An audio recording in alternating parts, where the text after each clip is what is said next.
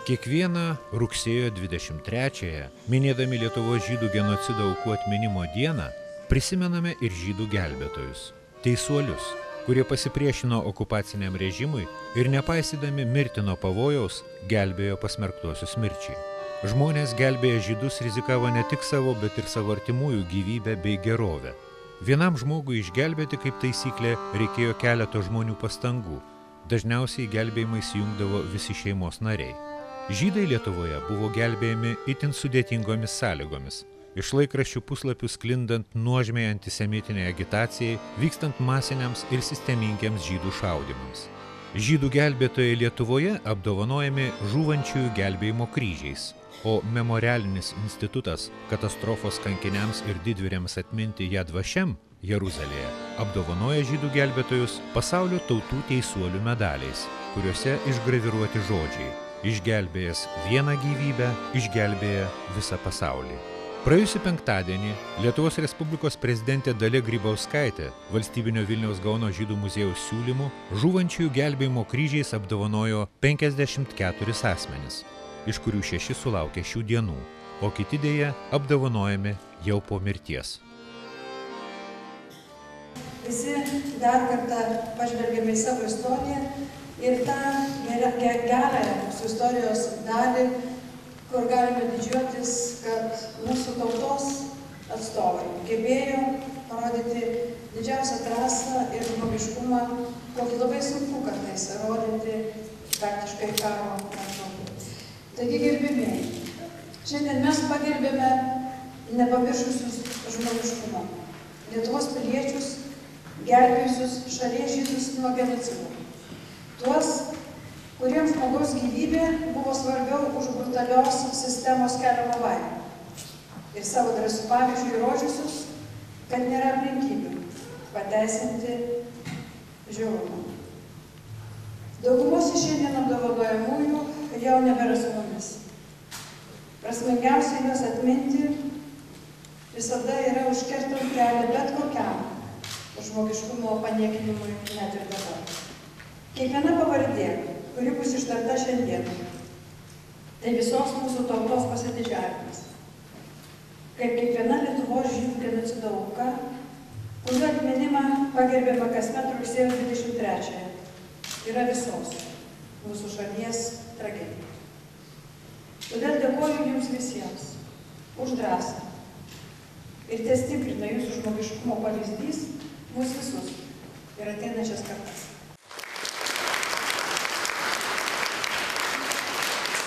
Negalima išleisti įstatymo draudžiančio būti antisemitu, tačiau galima išugdyti visuomenės nepakantumą antisemitizmo.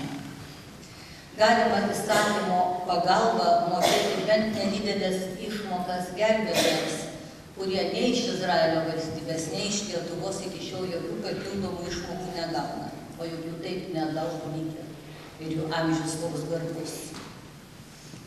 Beje, šios žmonės galima vadinti ne tik žydų, bet ir lietuvių gelbėtojais, nes jie gelbėjo ne tik žmonės, bet ir valstybės garbę. Lietuvos žydų vardu nuoširdžiai dėkoju jums, mielieji, už jūsų drąsą, ryžtą, jautrumą kitų skausmų.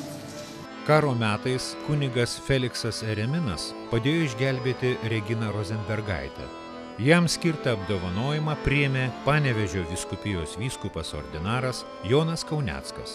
Aš kaip vyskupas ypatingai džiaugiuosi, kad mūsų krikščioniška Lietuva parodė, kad mes vadovaujamės Dievo mokslu, kada reikia mylėti kitą žmogų kaip save patį.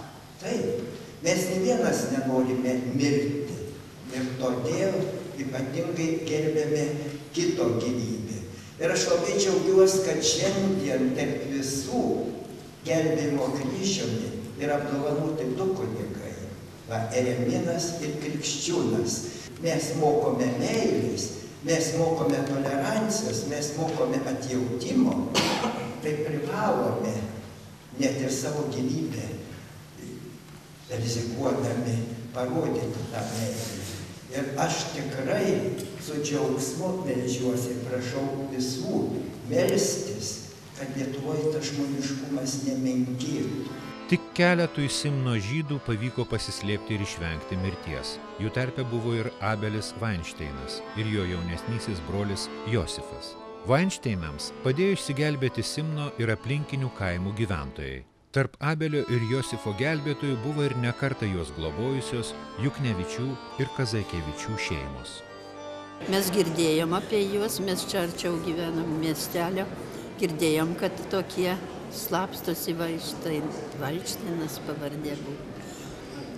Na ir vieną vakarą, aš taip pati, man buvo gal 18 metų tada, tai aš vaikščiojau lauke vakare, taip, oras gražus, mėnulis šviečia ir aš darželį vaikštau tarp gėlių ir ateina kažkoks jaunas vyras, aukštas.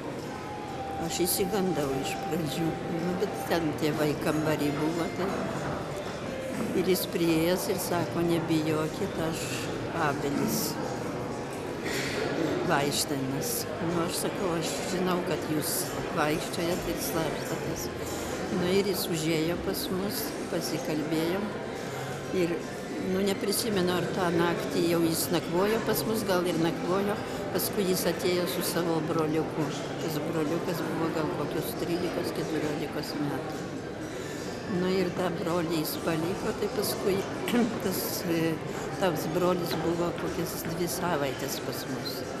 Būdavo, kas jau ateina, tai turėjo tokią, kai seniau buvo pečius, tai ant pečiaus ten slėptuvė tokia padaryta ir jis ten užlipa jau. Ir ten jau pasislėpė. Ir kokias 2 savaitės, bet toks labai toks geras berniukas buvo ir padėdavo, ką nors dar ten padirbėti ar ką.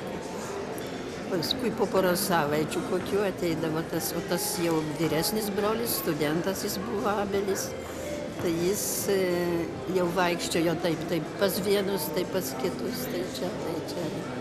O paskui jau jis porą savaičių pabūna, tas jaunesnis, tai jis ateina, jį įsiveda pas kitus, pas mano uošvius. Mes dar tada su vyru nebuvau, mes tik draugavom, bet jau pažinstami buvom labai gerai.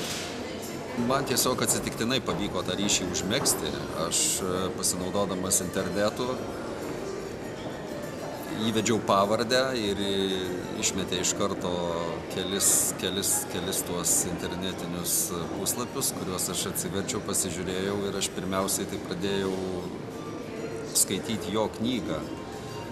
Tas būtent Abelis Vainšteinas, jis parašęs knygą, ne vieną knygą yra parašęs, bet vieną knygą Defying the Holocaust. Ir tą knygą galima skaityti internetu, tai aš ją pradėjau skaityti ir kaip kartas ten yra paieška, galimybė paieškoti pavardės, vietovardžius. Ir aš įvedžiau būtent Juknelevičiai, Kazakievičiai ir išmetė keliose vietose, reiškia, jis yra paminėjęs. Aš tada tas citatas paskaičiau ir man kilo mintis tiesiog jį patį surast. Ir čia vėlgi internetinio to pasaulio dėka. Jisai buvo Facebook'e, iš karto atsakė, kad taip, tai tu būsi sūnus Juknelevičių, kurie mane saugojo nacių okupacijos laikais. Juknelevičių ir tai aš ten sakau, Juknelevičiai tai mano jau pagal tėvą, o Kazakievičiai tai mano seneliai, mamos tėvai. Ir jis parašė, kad taip, aš pas juos ir pas vienus, ir pas kitus slapščiausi. Janina Grigaliūnienė Vancovičiūtė ir jos amžinatilsi tėvai šiemet apdovanoti jau 2 kartą. Pavasarį šeimai buvo įteikti Jadvašiam medaliai. Šį rugsėjį žūvančiųjų gelbėjimo kryžiai. Karo metais nuo mirties jie išgelbėjo Sofiją Vaškevičiūtę Beimanienę. Ceremonijoje dalyvavo iš Izraelio atvykęs Sofijos sūnus Davidas Beimanas. 209 vasarą mūsų šeima nusprendė aplankyti Lietuvą. Šalį, kurioje tokios gilios mano ir mano tėvų šaknys. Tai buvo galimybė atnaujinti ryšį su Janiu, paminėti jos tėvus, kuriams mes būsime amžinai dėkingi už jų poelgius pačiais tragiškiausiais laikais. Mes važiavom Greitkelių į Raseinių pusę, aplankyti Janytės ir parodyti vaikams ir mano žmonai savo tėvų ir senelių gimtasias vietas. Tai viskas pastovu, ramu, gražu. Taip skirtingai nuo mūsų karščio ir akinančios saulės šviesos. Ir štai mes stovėjome prie didžiulių duobių, tiek Jurbarke, iš kur kilęs mano tėvas, tiek Raseiniuose, mano mamos gimtinėje. Ir žiūrime į tas vietas, kur galėjome nutrūkti mūsų gyvybės grandinėlę. Ten guli mano tėčio tėvai Klara ir Dovydas, jo broliai Ruvenas su Jankeliu ir jo sesuo Mira, mano mamos motina Tatjana. Bet ne, gyvybės grandinėlė nenutrūko. Vis tik buvo žmonės, kurie sugebėjo padaryti stebuklą toje beviltiškoje, baisioje situacijoje. Jie liko žmonėmis.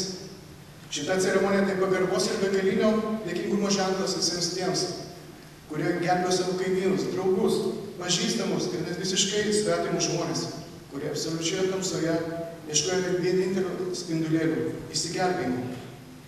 Ar galėjo mano mama Sofija Vaškevičiūtė bei Marienė įsivaizduoti, kad po šitiek metų mes stovėsime čia ir Lietuvos prezidentė, įteikinės Janytė, jos tėvams ir visiems kitiems nuostabiems žmonėms patį garbingiausią mano manymo apdovanojimą už gėrį, už artimo meilę, už humaniškumą, už drąsą. Išaugo mano savivertė, savigarba ir toks begalinis džiaugsmas, kad aš esu iš tokios šeimos kilusi, kad mano mama, kad mano seneliai padarė šitokį dalyką, kuris mūsų giminėje niekada nebuvo akcentuojamas kaip žygdarbis. Mama visą laiką pasakodavo, kad tai buvo padaryta taip natūraliai, taip ne tik kad paprastai, bet būtinybė tai buvo. Jeigu žmonės gyvena šalia, jeigu žmonės bendrauja su Sofijos išgelbėtosios šeima, tai tokio svarstymo senelių namuose, kiek prisimena, mama net nebuvo. Ar imti gelbėti tą mergaitę, ar neimti gelbėti tos mergaitės. Jeigu žmogus gyvena bendruomeniai, kai bendruomenės nariam vienam iš nario blogai, niekas nežiūri tautybę, niekas neklausia, ar tai būtina padėti, yra būtina padėti ir padeda. Aš kiek suvokiau, kiek iš mamos pasakojimo, nes aš dar buvau gan maža, kai mirė seneliai. Mano senelis buvo gerbtinas žmogus, nes jis vėlgi gyveno bendruomeniai. Jis pasitikėjo žmonėmis. Mano močiutė buvo vokietė, vietinė vokietė. Ir jinai paprašė vietinio vokiečio, kad gautų Sofijai lietuvės dokumentus. Mano mama tai visą laiką su išgelbėtoja Sofija bendravo. Ir kai jinai jau sirgo ir giminių neturėjo jokių, tai be abejo mano mama ėjo, slaugė ją. Ir į kapines nueidavo gan dažnai, nes jinai čia palaidota. Na, kaip ir prieš mirtį sakė, kad Janina, tu esi vienintelė mano sesuo, vienintelis man žmogus iš aplinkos artimas, nes visi kiti atėjo jau vėliau, nes artimų neliko. Tai čia vėlgi yra ryšys ir kai Dovydas atvažiuoja iš Izraelio, tai jisai irgi draugam pristato mane kaip seserį.